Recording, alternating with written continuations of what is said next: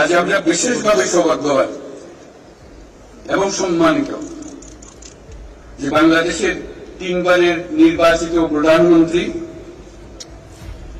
বীর মুক্তিযোদ্ধা শহীদ রাষ্ট্রপতি জিয়াউর রহমানের স্ত্রী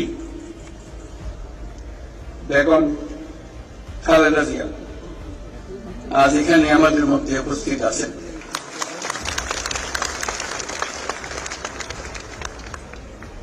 এক যুগ ধরে তিনি এই মহাসম্মেলনে অংশগ্রহণ করার সুযোগ পান নাই, আজকে সুযোগ পেয়েছেন। আমরা সবাই আনন্দিত এবং গর্বিত যে আমরা এই সুযোগ দিতে পেরেছি।